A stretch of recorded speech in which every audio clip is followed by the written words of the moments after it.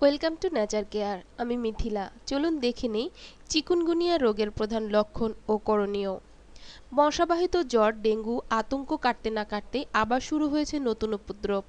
এটাও এক ধরনের জ্বর যার বাহক সেই এডিস মশাই। এই জ্বরের নাম চিকুনগুনিয়া। ব্যাপকভাবে ছড়ানো জ্বরের কারণে এই শব্দটি ব্যাপক পরিচিতি পেতে শুরু করেছে। বিষয়টি নিয়ে এখন কম বেশি উদ্বেগ স্পষ্ট। তবে চিকিৎসকরা বলছেন ডেঙ্গুর মতো চিকুনগুনিয়া প্রাণঘাতী নয়, কাজেই এ নিয়ে ভীতির চেয়ে বেশি দরকার সচেতনতা। আর জ্বর হলে তা যথাযথ সময়ে শনাক্ত এবং চিকিৎসা জরুরি। এর পাশাপাশি রোগীর পর্যাপ্ত বিশ্রাম নিশ্চিত করতে হবে।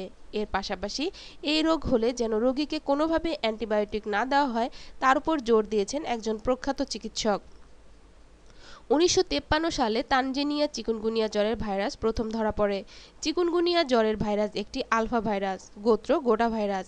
এটি মশার কামড়ের মাধ্যমে ছড়ায়। ডেঙ্গুর বাহক এডিস মশা চিকুনগুনিয়া জ্বরের ভাইরাসেরও বাহক।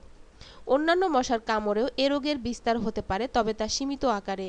এডিস মশা সাধারণত দিনের বেলা কামড়ায়। এ রোগের লক্ষণগুলো হচ্ছে জ্বর, মাথা ব্যথা, দুর্বলতা, বমি বমি ভাব, মাংসপেশিতে ব্যথা, হাড়ের জোড়গুলিতে ব্যথা, হাড়ের জোড়গুলি ফুলে যাওয়া এবং বমি।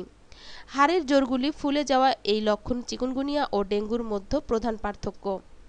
ডেঙ্গু জ্বরে হাড়ের জোড়গুলি ফুলে যাওয়া থাকে না। চিকুনগুনিয়া জ্বরের বাহক এডিস মশা কামড়ানোর ৩ থেকে ৭ দিনের ভেতর চিকুনগুনিয়া জ্বরের আক্রমণ হয়। চিকুনগুনিয়া জ্বর কয়েকদিন থেকে কয়েক সপ্তাহব্যাপী হতে পারে। অল্প কিছু ক্ষেত্রে হাড়ের জোড়গুলিতে ব্যথা কয়েক মাস থাকতে পারে। একবার চিকুনগুনিয়া জ্বর হয়ে গেলে সারা জীবনে আর চিকুনগুনিয়া জ্বর হয় না।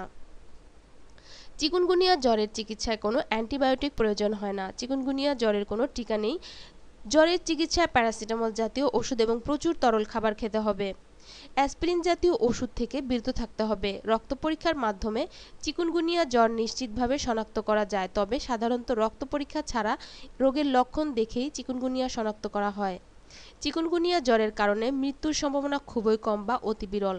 মেজাম্বিকের ভাষায় চিকুনগুনিয়া অর্থ বাঁকা হয়ে যাওয়া। জ্বরে হাড়ের জোড়গুলি ফুলে যাওয়ার জন্য এই নামকরণ। বন্ধুরা, ভিডিওটি ভালো লাগলে অবশ্যই লাইক এবং শেয়ার করবেন। আর চ্যানেলটি সাবস্ক্রাইব করতে ভুলবেন না। এতক্ষণ আমার সঙ্গে থাকার জন্য অসংখ্য ধন্যবাদ। ভালো থাকবেন বন্ধুরা। আজকের মতো বিদায়।